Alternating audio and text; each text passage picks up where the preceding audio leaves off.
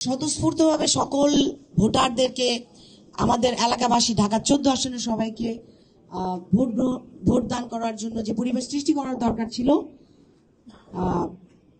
দুঃখজনকভাবে ঢাকা 14 আসনে আমরা সেটা করতে পারিনি এবং এই অসহযোগিতার জন্যই আপনাদের সামনে আসা। আমাদের সাথে আমার নেতা কর্মীরা রয়েছেন, এখানকার সাধারণ জনগণ রয়েছেন। আমাদের আজকের বিষয় হচ্ছে ত্রয়োদশ জাতীয় সংসদ নির্বাচনের প্রশাসনের অসহযোগিতা ও কারচুপি প্রসঙ্গে আমাদের আজকের অভিযোগ। ত্রয়োদশ জাতীয় সংসদ নির্বাচনের প্রশাসনের অসহযোগিতা ও কারচুপি যে জায়গাটায় ছিল, আমাদের নির্বাচনের সংসদীয় আসন 187 ঢাকা 14-তে আমি আপনাদের সামনে আজকে উপস্থিত হয়েছি। আজ বিগত দিনের গতকালকের সময়ে ঘটে যাওয়া সংগঠিত বিভিন্ন অনিয়ম, প্রশাসনের অসহযোগিতা এবং ভোটের যে কারচুপির অভিযোগ সেইটাকে তুলে ধরার জন্য। অন্তত ঢাকা 14 আসনে আমরা আশা করেছিলাম একটা অবাধ, সুষ্ঠু ও নিরপেক্ষ পরিবেশ দিতে পারবো, কিন্তু বাস্তব চিত্র ছিল এটা থেকে ভিন্ন। নির্বাচন চলাকালীন ও ফলাফল প্রক্রিয়ায় একাধিক অনিয়মের ঘটনা ঘটে, যা পুরো প্রক্রিয়াকে এখন প্রশ্নবিদ্ধ করেছে। এবং ঢাকা 14 আসনের এই অভিযোগগুলো, নিম্নোক্ত অভিযোগগুলো আসলে উল্লেখযোগ্য। যেমন, বহু ভোটারকে কেন্দ্রে গিয়ে ভোট প্রদান থেকে বিরত রাখতে বাধা দেওয়া হয়েছে এবং বিভিন্নভাবে ভয়ভীতি প্রদর্শন করা হয়েছে। অনেকগুলো কেন্দ্রে ভোট গণনার সময় কারচুপির অভিযোগ পাওয়া গেছে।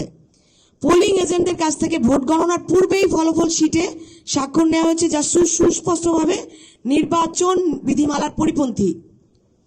প্রশাসনের নিরপেক্ষ ভূমিকা প্রত্যাশিত থাকলেও বাস্তবে একাংশের অসহযোগিতা ও পক্ষপাতমূলক আচরণের অভিযোগ রয়েছে। ভোটের আগের দিন 11 ফেব্রুয়ারি তারিখ গভীর রাতে দাঁড়িপাল্লা প্রতীকের প্রার্থী বিভিন্ন কেন্দ্রে গিয়ে প্রিসাইডিং অফিসারদের সাথে অভিযোগ রয়েছে, যার ভিডিও প্রমাণ, বিভিন্ন নিউজ ফুটেজ সেই দিন রাতেই পাবলিশ করা হয়েছিল, গণমাধ্যমেও এসেছে এবং এগুলো আমাদের কাছেও আছে, আপনাদেরকে প্রোভাইড করা হবে। পোলিং এজেন্টদের স্বাক্ষর ছাড়া রেজাল্ট শিট প্রকাশ করা হয়েছে, এগুলো আমাদের কাছে আছে। আইনি প্রক্রিয়ার জন্য আমরা এগুলোকে আপনাদের সামনে আনবো। পোলিং এজেন্টদের জোর করে কেন্দ্র থেকে বের করে দেওয়া হয়েছে। আমি আপনাদেরকে যতগুলো পয়েন্ট বলছি, প্রত্যেকটা পয়েন্টের জন্য এখানে প্রত্যেকজন এজেন্ট, প্রত্যেকজন আমাদের যে কর্মী এখানে আছেন, যারা এগুলো মুখোমুখি হয়েছেন, যারা এগুলো শিকার হয়েছেন। সব মশার বিরুদ্ধে সুরক্ষা দিতে এলো বসুন্ধরা এক্সট্রিম অ্যারোসল, মশার বিরুদ্ধে এক্সট্রিম সুরক্ষা। ফলাফল প্রদানে অযৌক্তিক গড়িমসি বিলম্ব করা হয়েছে। বিগত রাত 12টা মাঝরাত পর্যন্ত জানানো হয়নি কোন কেন্দ্রের কত নাম্বার ভোট, কোনোভাবেই একদম চুপ রাখা হয়েছিল। ঢাকা 14 আসনের কোনো ফল প্রকাশ হচ্ছিল না। এটা অনেক বড় একটা সন্দেহ আমাদেরকে।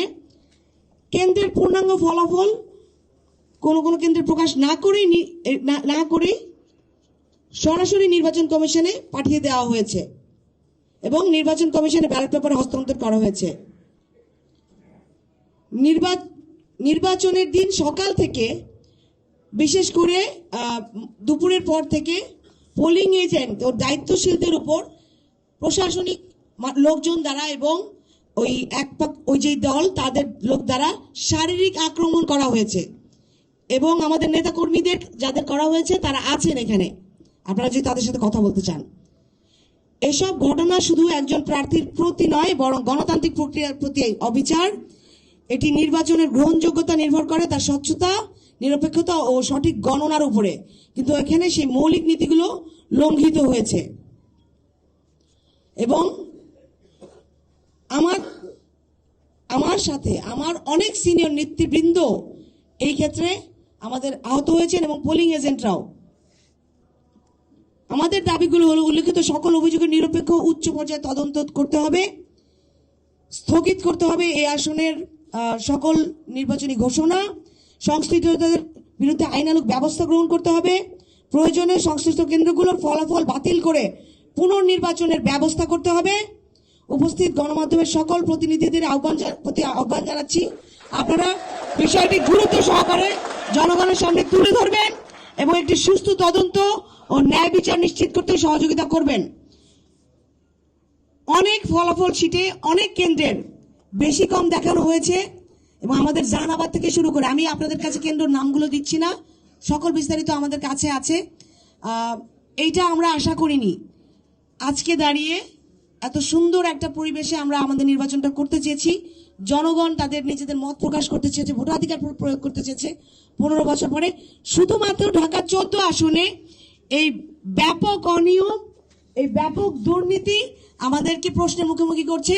আমরা এটার জন্য নির্বাচন কমিশন প্রশাসনের অবশ্যই এখনই ইমিডিয়েট পদক্ষেপ গ্রহণ করতে তাদেরকে আহ্বান জানাচ্ছি। এবং আমাদের ঢাকা 14 জনতা এটা মানবে না, এবং যতক্ষণ পর্যন্ত না এই ব্যবস্থা গ্রহণ করা হচ্ছে ততক্ষণ পর্যন্ত আমরা আমাদের দাবি জারি রাখবো।